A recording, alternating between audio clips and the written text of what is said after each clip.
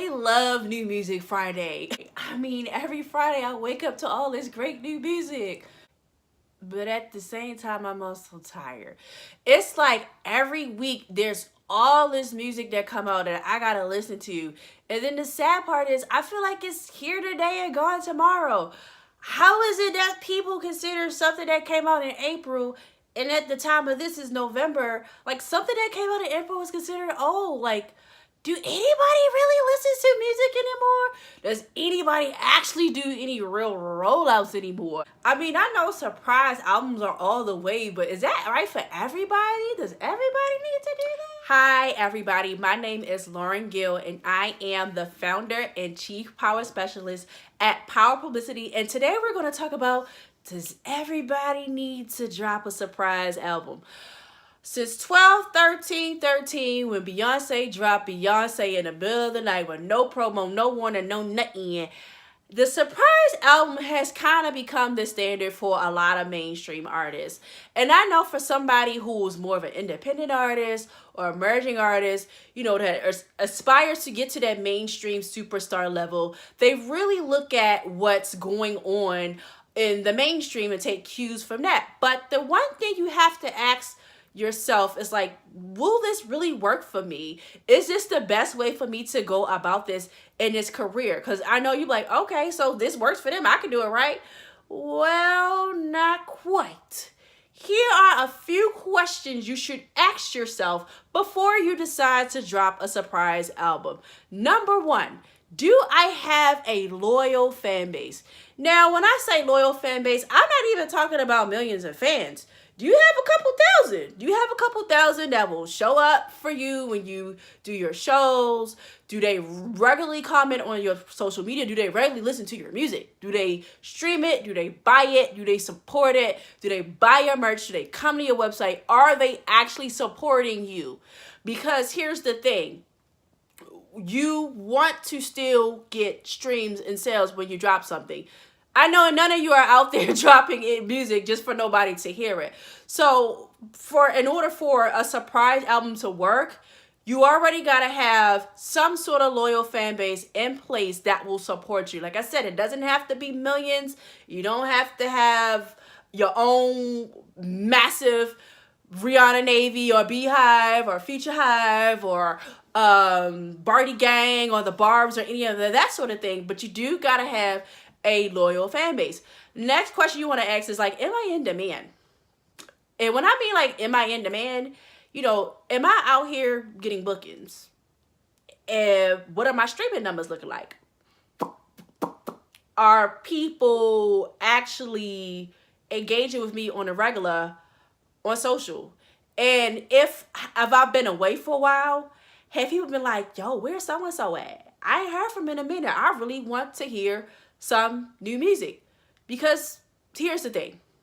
Demand is what creates sales. Or in your case, as a lot of you think of, create streams. When you create demand, you can create massive sales. So that's one thing you want to ask yourself too is, am I in demand? Is anybody checking for me right now?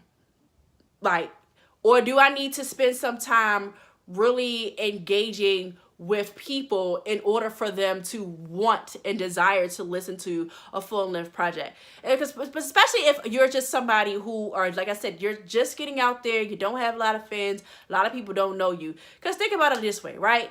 If somebody came up to you on the street and asked you to buy this whole gift set of like perfumes or something, and you be like, I'm not gonna buy that. Like, no.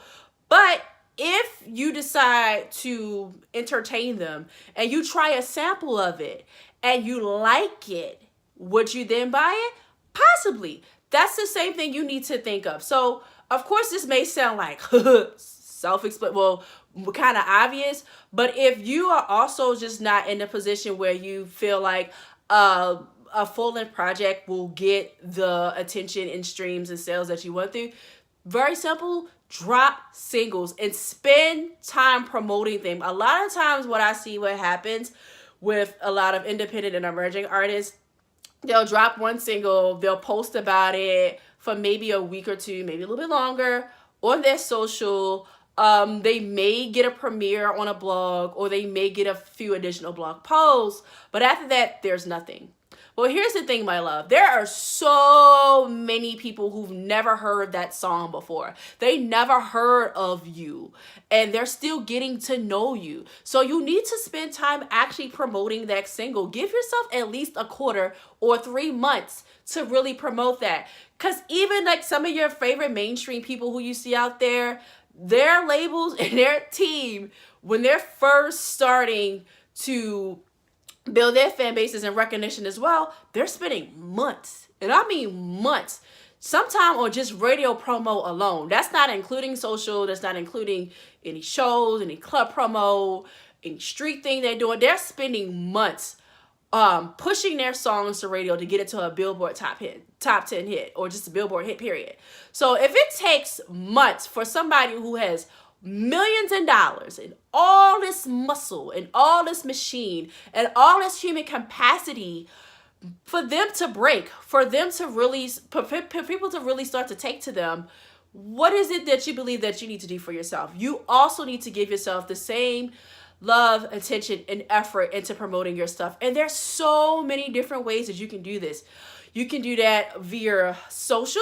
You can do that with online advertising. With online advertising, I know you may be a little bit intimidated, or some people may think Facebook is dead or it's not cool, but you put a couple bucks, like $50 to $100 on some Facebook and Instagram ads, and you really target it towards the fans that you are trying to reach, you'd be really surprised of the results you get. Another thing you can do, street team promo. Of course, I know this also sounds ancient too, but here's another thing. Email newsletters. If your social was to go away tomorrow, or this happens from time to time, Instagram goes down, Twitter act whack, and Facebook, they just be getting into too much trouble sometimes because of just all the stuff. We ain't gonna get into that really. And you really can't connect with people, and you may have 50, 100, 200,000 people on there, and you have no way to connect with them, then what are you going to do? Email newsletter is a great way to communicate with them on a personal level. And also, if you're trying to make a living, to also promote offers, special offers to them for you to generate revenue and generate money. So don't, please don't overlook that. There's one really important thing that you can do.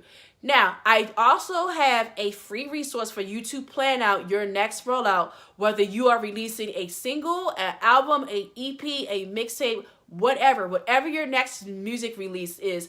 I have a checklist that will help you to get all the components you do need for your next marketing campaign, because here's another thing. If nobody hears about it, nobody can listen to it. But in order for your campaign to be effective, you need to plan it ahead of time. You need a good timeline. You need deadlines, and you need to make sure that you're hitting every mark.